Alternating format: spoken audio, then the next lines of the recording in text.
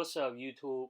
Here to talk about, y'all read the title already. It's going to be a different video this time. As y'all know, y'all read the title already. Pro wrestling made headlines everywhere last week within the sports and entertainment media outlets, with CM Punk returning to the wrestling business, the pro wrestling industry, not with the WWE this time, but AEW. And I'm here to give y'all my thoughts, my opinion on it. I'm a CM Punk fan. I've been tapped out of the wrestling business for a while now, but after last week, it kind of got me tapping back in to pro wrestling, and it's rejuvenating to see CM Punk back in the wrestling industry. He's been gone for 6, 7 years, and I got so used to seeing him with the WWE. It was great seeing him with this new and up and coming promotion, AEW. And I think, him coming to AEW was not only a huge acquisition for AEW, but a huge win for wrestling in general. Because I don't think wrestling made headlines like this in years. And CM Punk, he's gonna return to competition on September the 5th on AEW's next pay-per-view event, All Out, against Darby Allin. That's a young and up-and-coming talent in the pro wrestling industry. He's mentored by Sting, and I like what I've seen from Darby Allin. He can go, and I want to see how CM Punk performs. I don't know if he's gonna be rusty, but I'm looking forward to it. He ain't lose his mic work ability at all, and he can cut promos like a motherfucker. He can still talk that shit. He's been gone from wrestling for some time. Like I said, 6, 7 years he's been gone from the industry, and he went on to work on other ventures. He did, comic book writing. I don't know if he still does that. He, did a lot of interviews. He did MMA. He did everything he wanted to do outside of pro wrestling.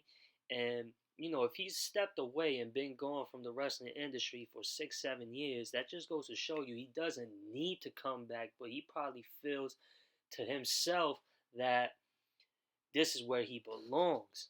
And the crowd reception, their reaction just made his return just that much bigger. You had grown ass men in the crowd crying. That just goes to show you how big this was to wrestling fans. And this gave a lot of attention to pro wrestling in general, not with the WWE but AEW. That just goes to show you CM Punk is a household name, and he was missed. And this was a big way for wrestling, a big W for wrestling in general. And I want to talk about AEW being legit competitors to the WWE. And if they keep going with the momentum that they are going at this moment currently right now, on this uppity slow momentum that they going in, I could see them topping WWE like how Nitro was with the Monday Night Wars when WCW was edging out WWE in the 90s. I could see that happening. I mean, they got the old talent that's, household names in the wrestling business. You got guys like CM Punk, Chris Jericho, Cody Rhodes, John Moxley, Christian Cage, Andrade. You got then young talent like um, Jungle Boy, Darby Allin, Brian Pillman Jr., and guys who never competed in the WWE like Kenny Omega, MJF, and list goes on and on and on. They got sheer talent. They got a good balance of legends and young and up and coming talent that WWE has never worked with. And check this out. Not only that, they do something that WWE never does, and that's work with other wrestling promotions. They work with AAA, a wrestling company in Mexico. They work with New Japan Pro Wrestling. Then they work with Impact Wrestling. So you're going to see CM Punk and all these other guys that I just named wrestle with top competitors from Mexico, Japan, Impact. And, I've heard rumors that a couple free agents that were household names in the WWE that might be next to come join CM Punk as the newest signees to AEW. And like I said, man, AEW, man, they got the talent, they got the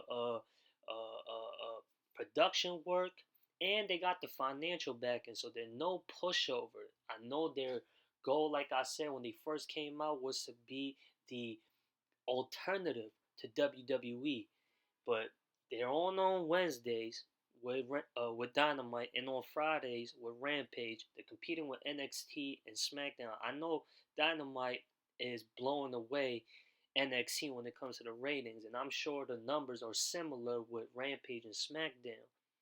And like I said, with Tony Khan and them back in AEW financially, they are a legit wrestling company in the industry. And the sky's the limit with AEW. Like I said, we'll see how CM Punk is in the ring when he takes on Darby Allin on September the 5th on All Out. And yeah, I'm looking forward to it, man. They got sheer talent up there, man. And from what I've seen so far, I like AEW and I like the direction that they heading in. And on to the next saga. I'm gonna give y'all the results in my opinion on SummerSlam.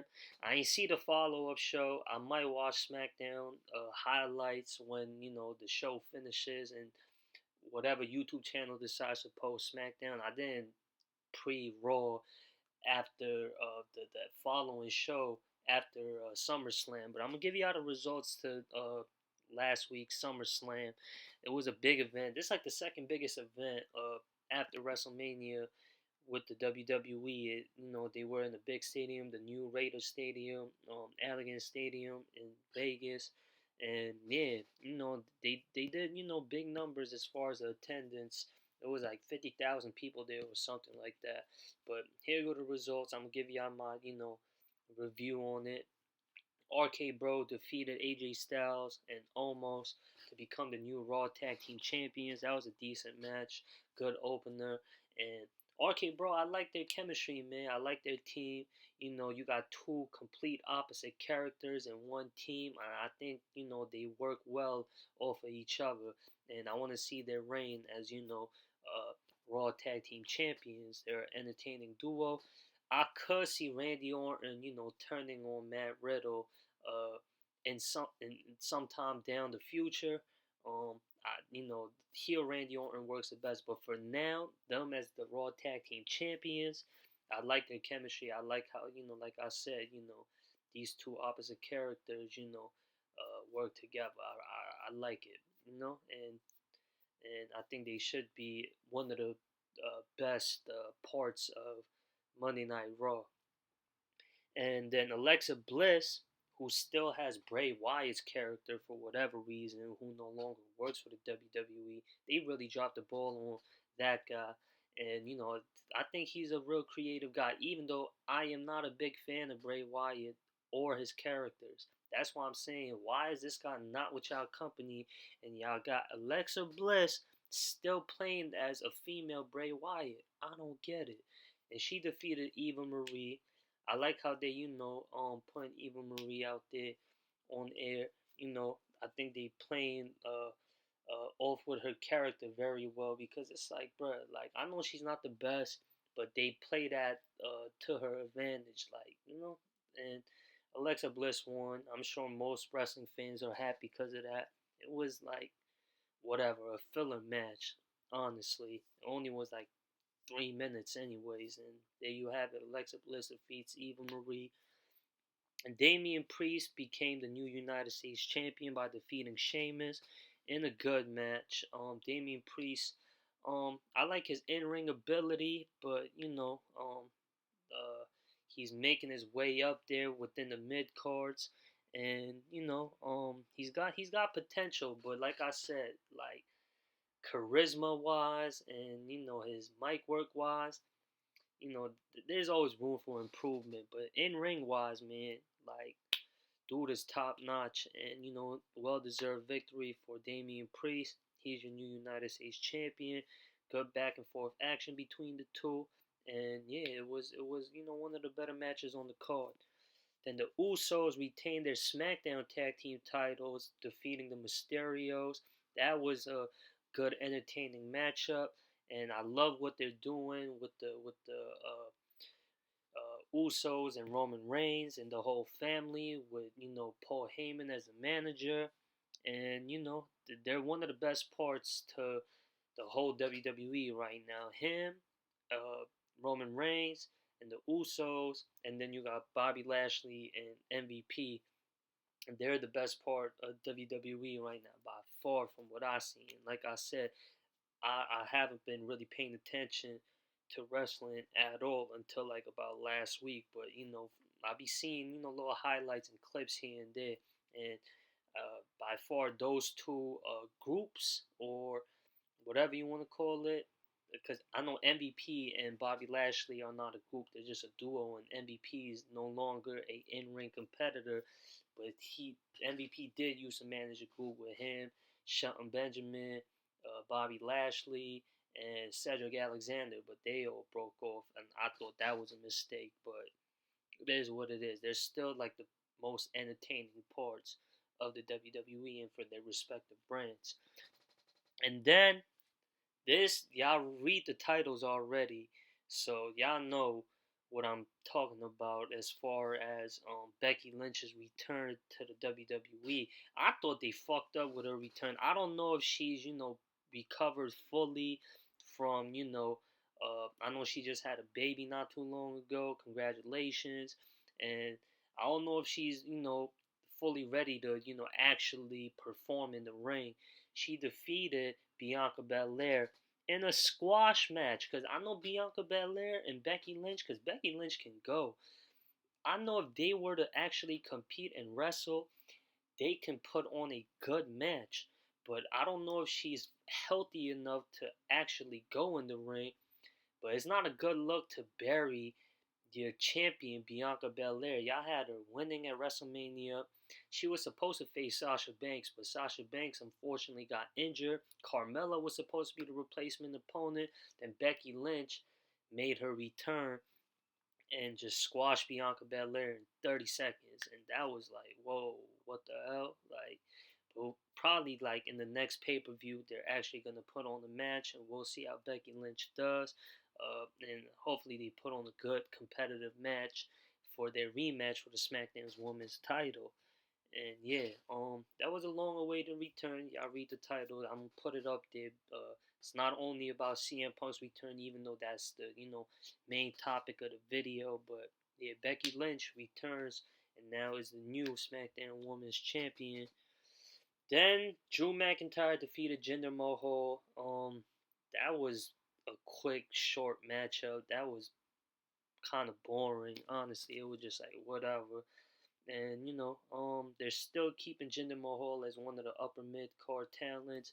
Drew McIntyre, as y'all know, former WWE champion, so he got to be up there as one of the top talent, especially for the Raw brand. And yeah, it was a battle between former two bandmates. Remember they were with the 3MB, but they're not jobbers anymore. They're actually, like I said, top upper mid card talent. But when you have matchups with top, upper card talent, should at least be a 10-minute matchup. But it is what it is. It was just like a filler matchup again, and Drew McIntyre won, and yeah, rightfully so. Then Charlotte Flair defeated Nikki Ash and Rhea Ripley in a triple threat match for the Raw Women's title. That was one of the better matchups. That matchup was like 15 minutes. Nikki Ash just won the women's title because she won the Money in the Bank contract, and she cashed it in and won that title. I think it was like her first pay-per-view defense or something like that. Correct me if I'm wrong. Like I said, I haven't tapped in to wrestling in a long time, so y'all let me know if Nikki Ash had defended on her women's title in a previous event. I don't know, but Charlotte's your new women's Raw Women's Champion. I forgot who she made tap out. She put on her, finisher, the figure four with the bridge, and she won. It was an entertaining match. And then the best matchup on the card, Edge defeated Seth Rollins via submission. I thought it was a wrong winner. Like, respect to Edge, he can still go in the ring. It's incredible what he's doing. Dude's almost like 50 years old. I don't know if he's in his 50s or just entered his 50s. He's in shape. He can go in the ring. And this was by far the longest matchup on the card other than the main event. And that just goes to show you Edge can still go. You know what I'm saying? Like Edge and Christian, like they came up together and they're the same age and they can still compete at a top level. It's incredible, especially Edge, because it's like dude's been injured so many times. Like mind you, when I was a kid, like when he was like still on top of his game and he had that neck injury again, and I think this was like 2011 or something like that, and he was forced to retire because his doctor said, "Yo, you cannot wrestle anymore. Hey, it's over, Edge." And he did that whole segment, and they did his farewell on Raw and all that when he retired. But he came back and is still competing with top talent, one of the best in ring wrestlers like Seth Rollins, and but he's still an old talent. You gotta push guys over that's younger than him. But I don't know what they're trying to do with Edge. I thought he's part time, but he's been competing, back to back. He was on the Money in the Bank pay per view, now SummerSlam. He defeated Seth Rollins, so I guess they're still pushing Edge as a main eventer. And yeah, by far the best matchup on the card, wrestling wise, wrestling standard wise. And yeah, and then you have Bobby Lashley. Speaking of old talent, you think Edge is old, and he's in his he's about to enter his 50s and he's competing in the main events. You have a 60-year-old like Goldberg. I don't know if he's 60 yet, but he's about to enter his 60s, taking on Bobby Lashley, competing for the Raw WWE Championship. Like, it's mind-boggling to me that Goldberg. I know he's a big name in the wrestling business, but old man like Goldberg wrestling for the main title, the WWE title against Bobby Lashley. This just goes to show you Raw is lacking in top talent. you know But yeah, Bobby Lashley retained his WWE title because Goldberg had, kayfabed a leg injury. MVP hit him from outside the ring with his walking cane, and that, was the cause of Goldberg's leg injury. And Bobby Lashley kept targeting it. That forced a referee to call the hold to a bout, and the referee stopped the match, and that's why Bobby Lashley. That's how Bobby Lashley retained the title. Don't mind the birds; they chirping and shit. I know y'all hear it through the mic. That's what got me, fucked up mid sentence. But bear with me. And yeah, that's how Bobby Lashley retained his WWE title, because the ref stopped it due to his leg injury, and Goldberg couldn't stand on his legs. Hopefully, they don't continue with this storyline, but from the looks of it, me knowing wrestling, the way how I know wrestling, his son got involved in this match because Bobby Lashley, after the ref stopped the bout, Lashley brought in a chair and continued to assault Goldberg. And Goldberg's son, who was, involved in the build up to the matchup, got in the ring and jumped on Bobby Lashley's back to try and save his father. And then Lashley just, flipped him off his back and put him in a hurt lock. And, he put his hands on his son. So, they going to continue this feud. I don't know why. Like I said, Goldberg's 60 years old, and you got him competing for the main title on Raw. Don't make no sense to me. It's not, I don't think, good going towards the future. But hey, whatever. It is what it is. And then the main event, Roman Reigns versus John Cena. John Cena made his return to the WWE, taking a little break from Hollywood, but it looks like he's going back to Hollywood because Roman Reigns defeated him. It was an entertaining matchup. John Cena can still compete in the ring, and Roman Reigns, man, he's the best part of WWE, without a doubt. I like Bobby Lashley's run as the champion on Raw, but Roman Reigns and Paul Heyman, working with the Usos by their side, and I think that their work on SmackDown is good. this what I've been wanting to see from Roman Reigns, and I'm sure a lot of people been wanting to see Roman Reigns as a heel, and he's having a good run as a heel. He's been having a good run as a heel since he came back with Paul Heyman, and this was a bout that a lot of people was looking forward to. John Cena, people when he was the face of the WWE, people were saying, "Oh, he's boring, he's corny, get him off my screen." People took him for granted, and now that he's a part timer, people appreciate it when he shows face because nostalgic reasons. And dude's a good talent, man. He's a hustler. He's a good face for the WWE. He's a hard worker, in ring wise. He could, cut promos as well. He's missed, We don't appreciate what we have that's great in front of us until it's gone. You get what I'm saying? And when they make their returns here and there, we seem to appreciate them more. And this matchup, the show, hey, John Cena is appreciated because listen, he can go in the ring, and right now WWE, man, it just hasn't been, for some time. Like it just since John Cena left, they just haven't been the same. They haven't been able to capture their next big star and put him out there as like a successor to John Cena. You get what I'm saying? And you know, Roman Reigns, he's a heel. Bobby Lashley, he's a heel. There you have it. Two main champions as, that are heels on their respective brand.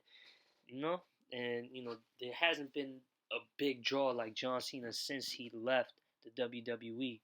And speaking of another big return that made headlines all over the news within the sports and entertainment industry, and all the media outlets that covered this return. This was like WWE's answer. They tried to, outdo AEW.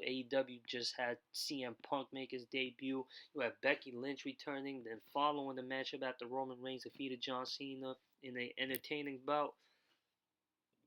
You had Brock Lesnar return to the WWE with a whole new look. Dude looked like a Viking. He got a ponytail.